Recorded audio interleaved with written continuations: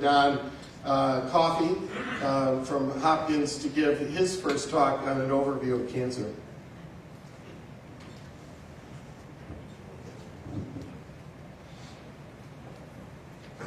Well, thank you very much. I look out in the audience, I see several people who know a lot more about cancer than I do, and everybody knows more about physics than I do. So in a quick nutshell, I'm 78 years old, and I've spent 50 years working full-time in the cancer field. That goes back to when you were a pup or before. And so I wish I knew some answers. Now, what I did is I put the riddle of cancer, typed up everything I could think about cancer from sort of a practical side. And there's a paper out back that you can pick up with all those things written down. Now, first of all, let me thank everybody for inviting me here. And Ken is really the master of metastasis, so we have to get all the clinical things his way, and he's also a great scientist. And myself, I'm a PhD in biochemist, trained out of Lineager's department, and so that's where I come from.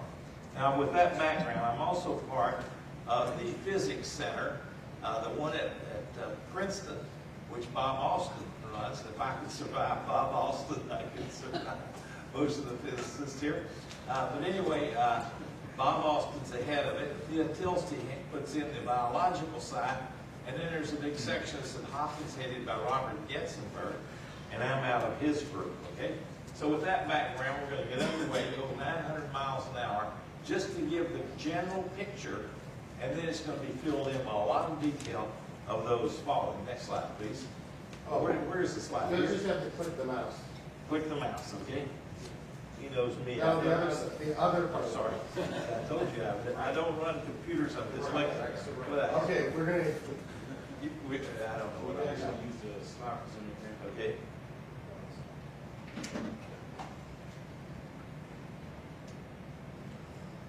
And this is forward and that's back. There's a laser pointer. Thank you very much. Appreciate the help. I really do. And my wife said, never let him in the computer room. Can't find the button on the laser. So here we go. And this, I think, is the main problem right here. Now, there's hundreds of problems when you have this. But this is called anoecus. And what it means is the extracellular matrix here is really the trick to the whole system. It is what a cell touches determines what a cell does. That's been known in developmental biology for years. So if you put 100 years of extracellular matrix down here, 100 units of that, and one prostate cell, it'll grow over the whole thing. If you put 100 prostate epithelial cells in 1 unit of matrix system, it'll grow 1 unit. And that's been done over. It is the interaction of the cell with the extracellular matrix. The extracellular matrix is the biggest mystery out there because it involves carbohydrates and polysaccharides and gags, which are sulfated polymers. It has heparin in it. It is an incredibly complex structure, okay? And we know practically nothing, just a little bit about that, but nothing. Now what happens is the cell touches that with its feet, like my shoe soles, and that's called the integrins. And that helps wire up the whole system. You'll hear a lot about that from Don Ingber. He's an expert in how all these systems interact. Then it holds it, that's a heteropolymer, holds hands with its neighbor to a homopolymer, okay? And then it has holes called gap junctions connecting each of these people together. So if you put a yellow dye in me, it seals through all those cells by going through these gap junctions. But a cancer cell does not do any of those things. It shuts off the gap junctions. It's not talking to the next cells. The ECAD adherence, that stands for calcium sensitive homopolymers that hold cells together. But what happens, and here is the unique thing in cancer, does not exist in normal cells in general, but in cancers, if we could do this, we'd be on our way home. And what it is, the way your retina doesn't get in your brain, a retinal cell, is as soon as a cell, normal cell breaks loose from this attachment about integrins to the extracellular matrix, it commits suicide. So these things do not float around in your blood from your lung or your liver, because as soon as they leave where they're supposed to be, they quickly commit suicide. Cancer cells do not, the metastasize do not commit suicide. So the idea is to restore anoecus, and so I want to tell you, you can look this up, there's some drugs on it and interesting things, and how it works on doing apoptosis, but it's not just apoptosis. It's anoecus, which is a special form of this. So I throw a lot of interest on that for you to learn about that. Now, here is a normal cell. This is Kathy Bill McGinn's cartoon thesis. And this is the extracellular matrix to a normal cell. The minute this thing comes off of here, the cell floats around, boom, it sets off a hand grenade and commits suicide called anoecus. So what if you take a cancer cell? It comes off, floats around, and survives. It does not commit suicide. Now, if you push a differentiation on there, and this is not a good one, but sodium butyrate affects the histones and does a lot of things, it'll turn back towards a normal cell. And then, boom, the cancer cell commits suicide. So there's a lot to be learned here. We won't go any further. Just want to introduce you to that very important concept that we must get our hands around. Pushing the right side. There we go. This is the other part of it. You'll hear a lot about this from Robert Getzenberg and others. And this is another take home. Everything in the cancer cell changes. So as soon as everything changes. The telomere lengths change, the chromosomes, the centromeres, gonadocores, the mitochondria, everything in there, all the pores, the right type of lysozymes change. So when you come up and do one thing and change everything in the cell from the nucleolus on, and the cell cycles, you got to wonder how it's put together. And you can do that with one or two genes, but it's really interesting. And here's the other, they don't age. HeLa cells have been around, a woman's gone, and back in the 40s, her cancer cells growing, Henrietta Lacks all over the world, so do the others. So growing these things in tissue culture is always, to me, a big no-no, although I've done plenty of that. It's that they're attached to other systems, and many of those cells are mortal. And every cell in culture that you can carry has to be immortal, meaning you activated telomerase for the Nobel Prize. So here I sum it up. Everything's ordered here. Everything's disordered here. It looks like a reactivation of evolution in somatic cells. We'll come back to that.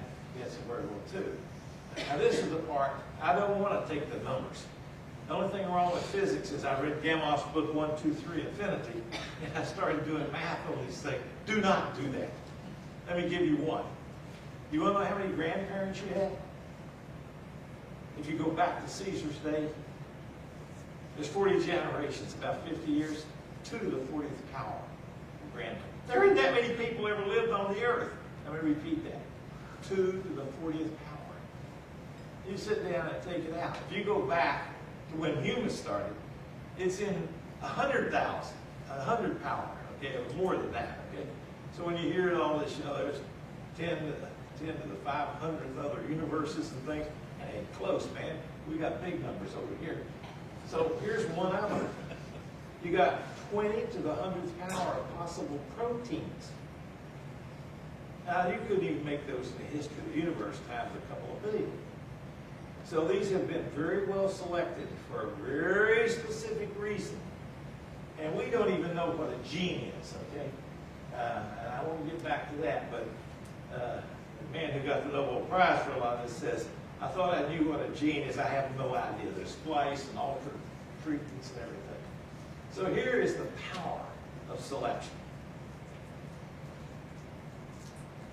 And what this is a very stable animal for millions and millions of years. And a few thousand years ago, they started throwing the little ones over here, the big ones over there. They didn't spray mutation agents in the sun and all. It didn't take 5 million years. And they get this and this. Geez, just think about that. Now we have 400 types of dogs that didn't exist on this planet 100,000 years ago.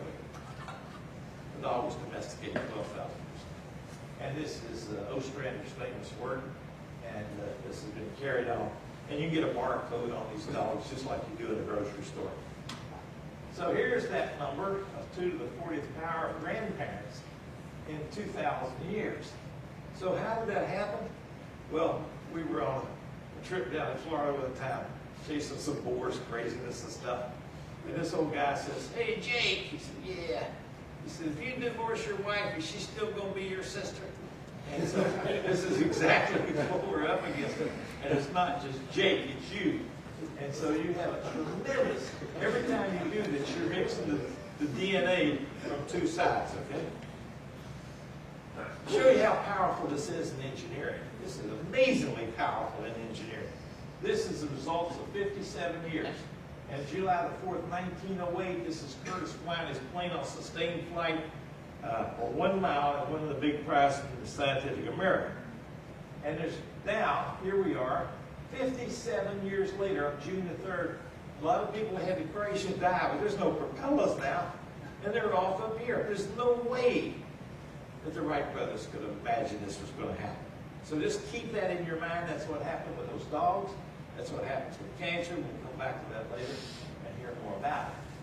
But in 3 billion years, you know how many things have been selected? This all started down here in the goo and made this human, but just a minute. Almost everything down there in the goo is still there. The alligators are there. Now we don't have the dinosaurs, but that's just for museums and things, but that's another story. But there's no more propellers here. And so here's the better way to look at it. And so cancer is the same process on cells. So what are